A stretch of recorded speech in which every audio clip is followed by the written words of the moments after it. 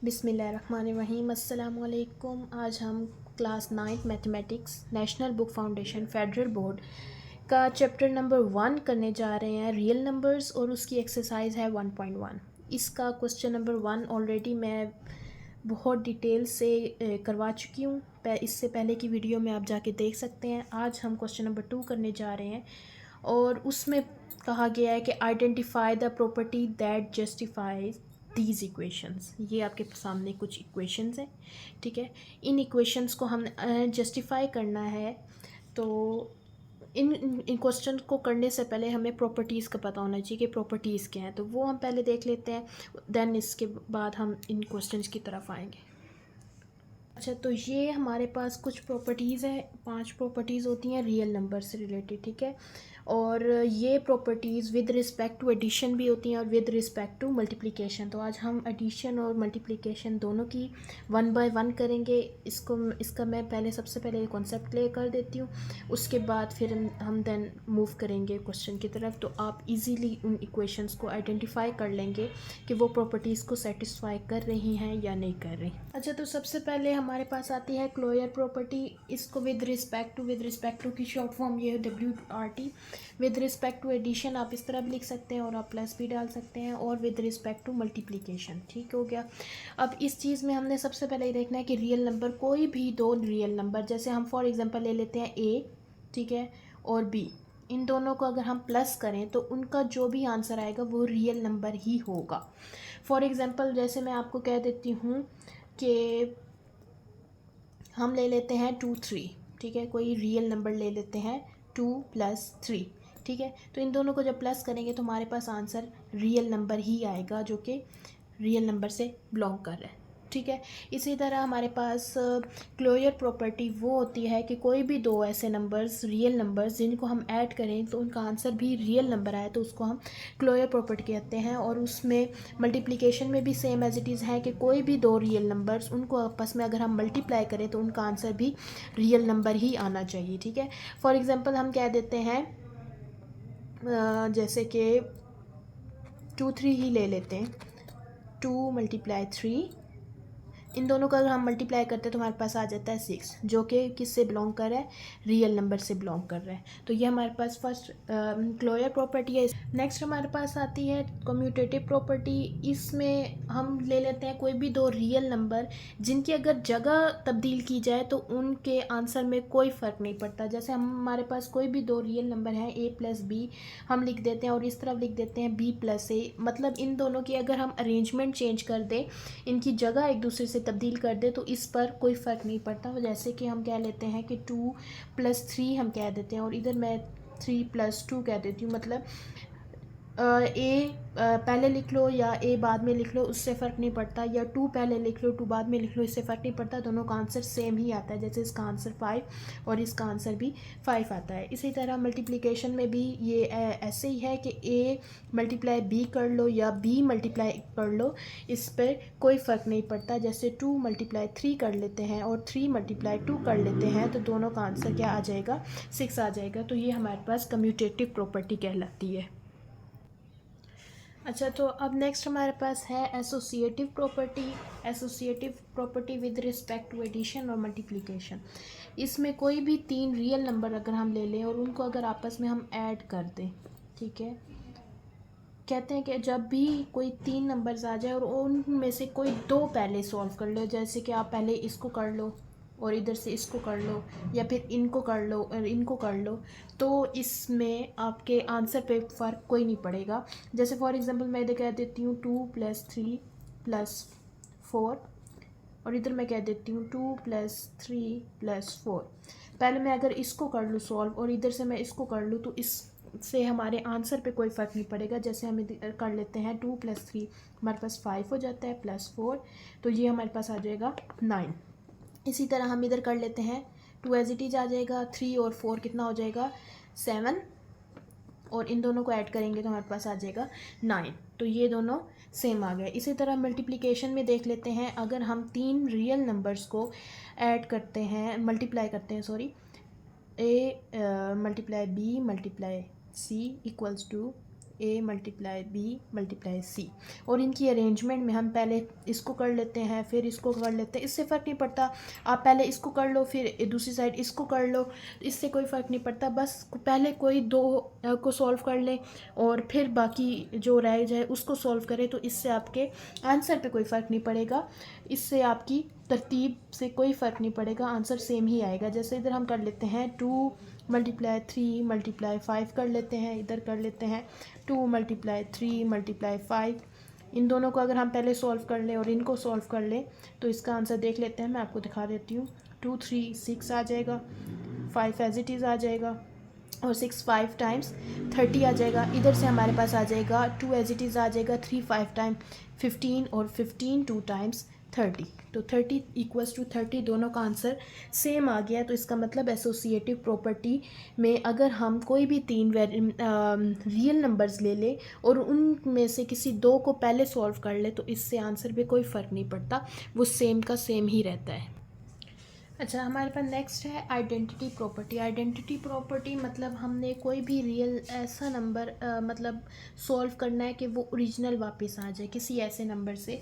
For example अगर हम ए को प्लस करते हैं ज़ीरो के साथ तो ए ही वापस आना चाहिए, तो उसको हम कह देते हैं कि ये आइडेंटिटी प्रॉपर्टी है। या ज़ीरो को ए से मल्टीप्लाई कर दे तो मल्टीप्लाई बोल रही हूँ, प्लस कर दें तो भी ए आना चाहिए, यानी ओरिजिनल चीज़ वापस आ जानी चाहिए, तो उसको क्या कहते हैं, आइडेंटिटी प्रॉपर्टी।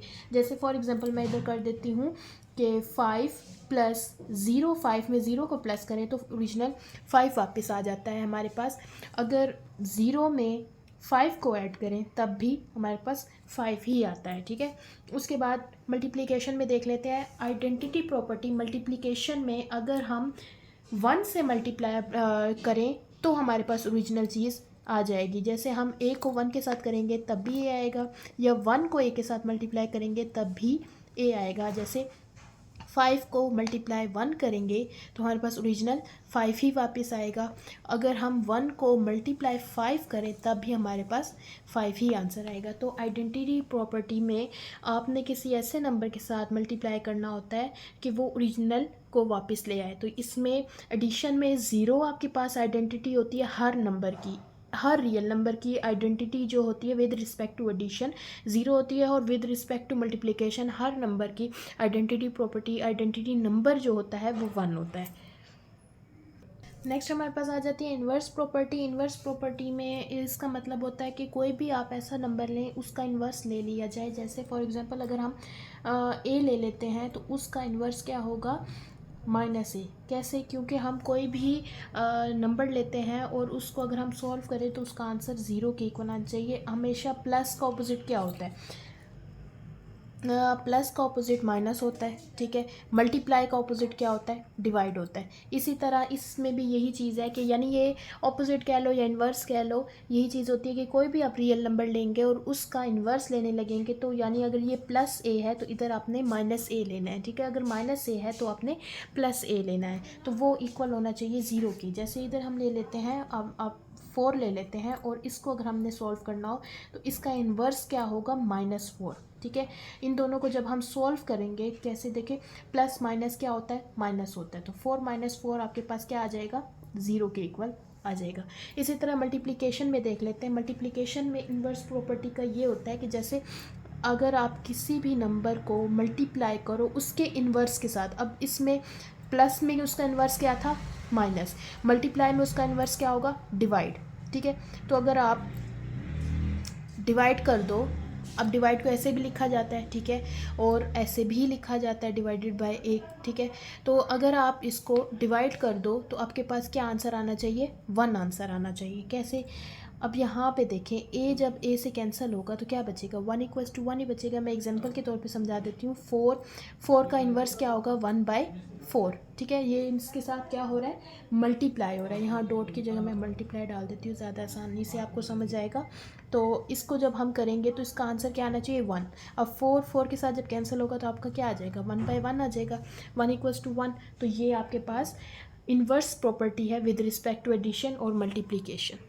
अब हम क्वेश्चन को देख लेते हैं और क्वेश्चन का फर्स्ट पार्ट देखते हैं और इसको सॉल्व करते हैं। क्वेश्चन के फर्स्ट पार्ट में उन्होंने क्या बोला है, उन्होंने कहा है कि आपके पास 1 मल्टीप्लाई हो रहा है y-2 के साथ और आंसर क्या आ रहा है y-2। आप अगर नोट करें यहाँ पे, मैं इसको ज़रा समझाने के लिए यहाँ पे सॉल्व करूँगी और उसका आंसर फ्रंट पे लिख दूँगी, ठीक है। आप यहाँ नोट कर लें कि जो 1 है पार्ट आपका, ठीक है, 1 multiply y-2 equals to y-2। यहाँ पे गौर करें तो यहाँ पे आपके पास किसके इक्वल हो रहा है, 1 आप ले लें और मल्टीप्लाई y-2 को a के इक्वल कर दे, तो ये आपस में जब मल्टीप्लाई होगा तो क्या आ जाएगा, a आ जाएगा। मतलब वही चीज़ वापस आ रही है, ठीक है। तो आपके 1 की जगह 1 आ गया, मल्टीप्लाई a की जगह आपके पास उन्होंने क्या दिया y-2।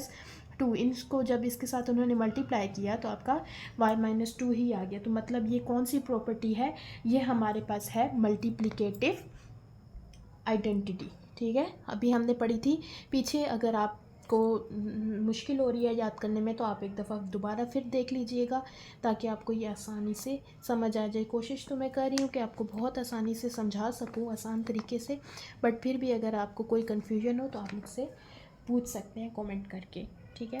तो नेक्स्ट हम क्वेश्चन देख लेते हैं। नेक्स्ट हम उन्होंने कहा है कि 0.2 मल्टीप्लाई हो रहा है 5 के साथ इक्वल्स टू 1। अब इसमें हमने क्या करना है, सबसे पहले हमने इसमें डेसिमल पॉइंट रिमूव करना है, ठीक है।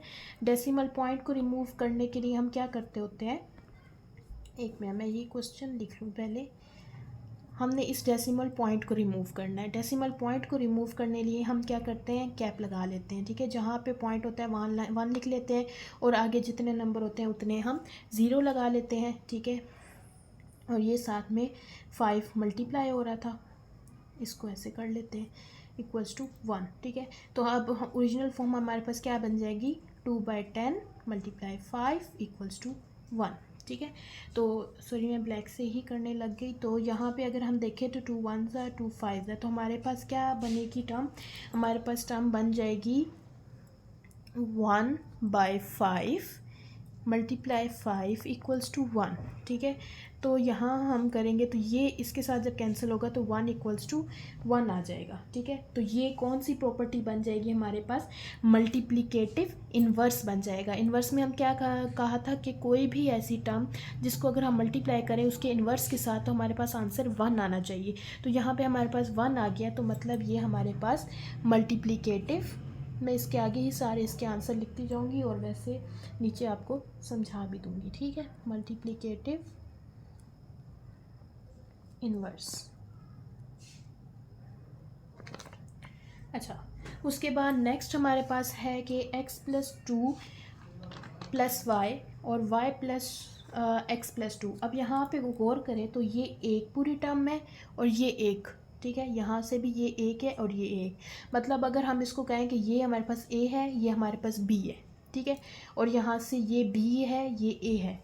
तो सिंपल यहाँ पे समझ लग रही है कि हमारे पास कौन सी एक कम्यूटेटिव प्रॉपर्टी है विद रिस्पेक्ट टू एडिशन। क्यों एडिशन, क्योंकि इसमें प्लस का साइन है। वो मैं आपको समझा भी देती हूँ कि किस तरीके से इन्होंने कम्यूटेटिव कहा है। कि हमारे पास कम्यूटेटिव क्या थी, हमारे पास थी a + b equals to b + a, ठीक है।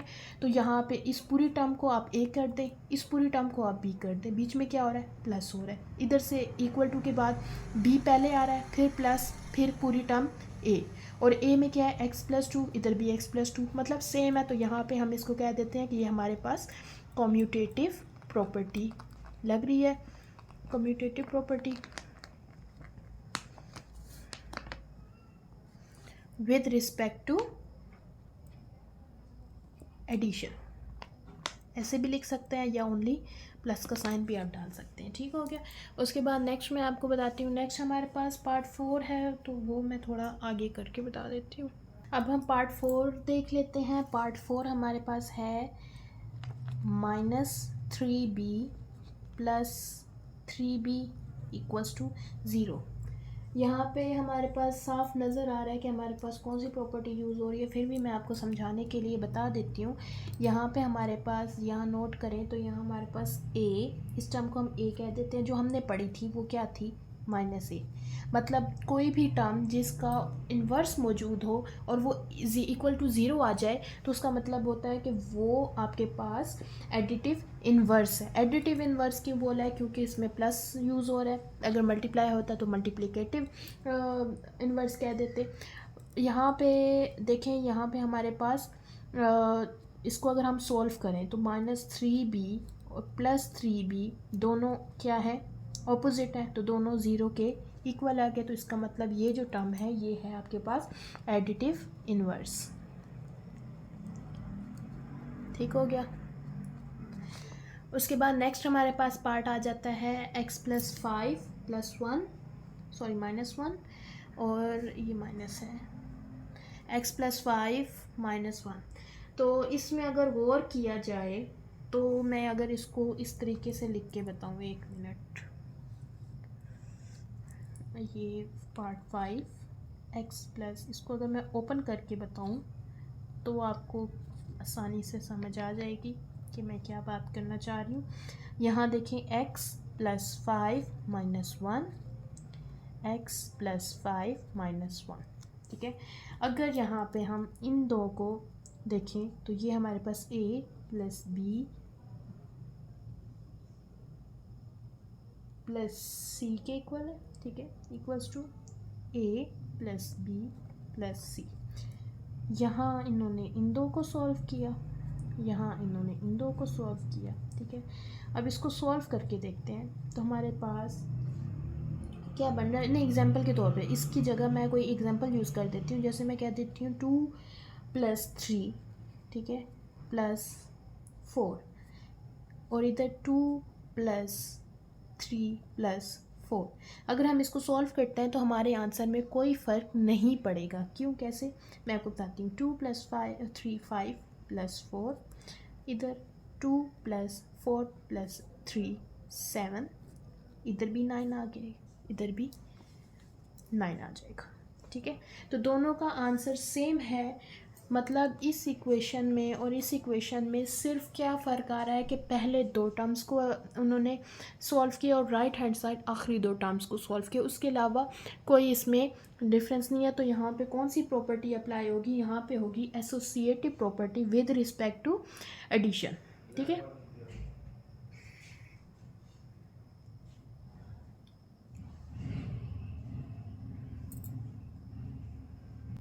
यहाँ पे मैं लिख भी देती हूँ कि एसोसिएटिव प्रॉपर्टी, ये एक minute, associative property with respect to addition.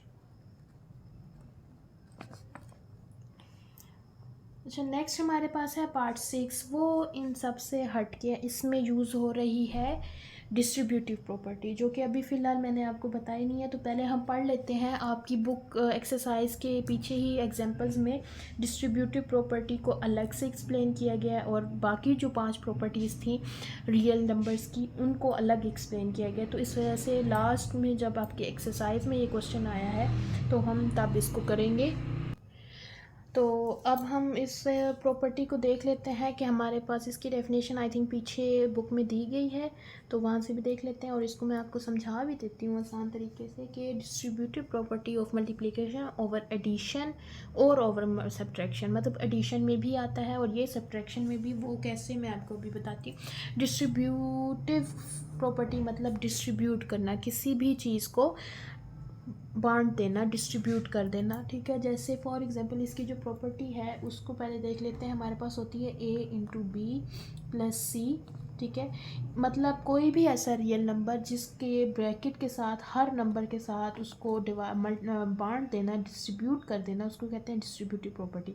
जैसे a को b के साथ भी करते हैं और a को c के साथ भी, तो हमारे पास a b आ जाएगा + a c आ जाएगा। जैसे हम फॉर एग्जांपल करते थे ना कि कोई भी अगर आपके पास नंबर है और उसके बाहर कोई अंदर कोई ब्रैकेट है, जैसे 4 + 5 कर दें, तो हमने इस 3 को 4 के साथ भी मल्टीप्लाई करना है और इस 3 को 5 के साथ भी करना है। तो इस तरीके से हमने इसको भी सॉल्व किया है, ठीक है।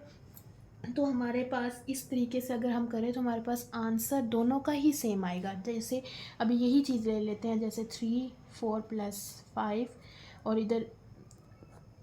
इधर ले लेते हैं 3 को एक दफ़ा 4 के साथ करके और 3 को एक दफ़ा 5 के साथ। तो इसको जब करेंगे तो ब्रैकेट सॉल्व करेंगे, 4 और 5 9 आ जाएगा हमारे पास, और 3 9 ज़ार 27, ठीक है।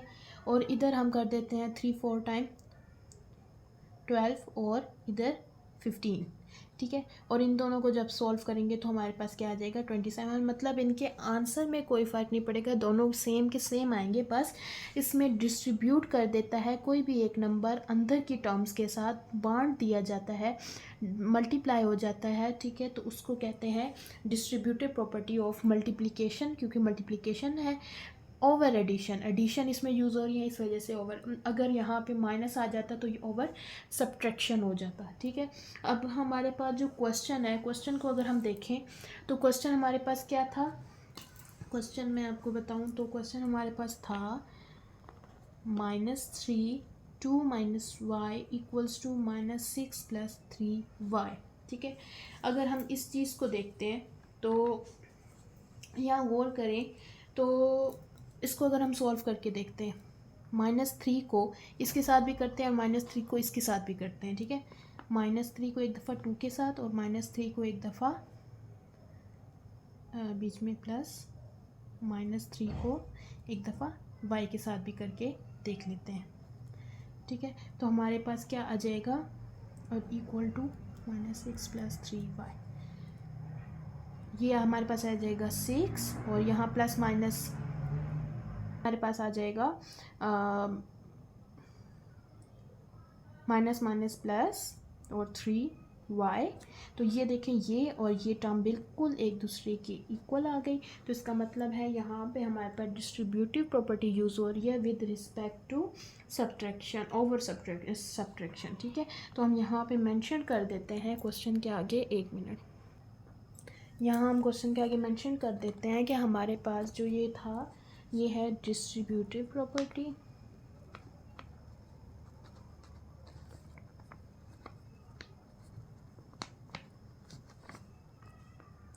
Of multiplication over subtraction. यहाँ तक हमारा क्वेश्चन नंबर 2 कंप्लीट हो चुका है। इसके बाद हमारे क्वेश्चन 3 और क्वेश्चन 4 है, वो इंशाल्लाह हम नेक्स्ट वीडियो में कंप्लीट कर लेंगे। और आगे से मैं कोशिश करूँगी कि एक एक्सरसाइज एक ही वीडियो में मैं कंप्लीट कर पाऊँ। फ़िलहाल टाइम का थोड़ा इशू है, तो इस वजह से इस तरीके पार्ट मतलब डिटेल से करवाने लगो तो काफ़ी लंबी वीडियो बन जाती है, तो इस वजह से फिर एक क्वेश्चन ही कर पाए हैं। तो बाकी इंशाल्लाह हम नेक्स्ट वीडियो में करेंगे। तब तक के लिए अपना बहुत सारा ख्याल रखिएगा। अल्लाह हाफिज़।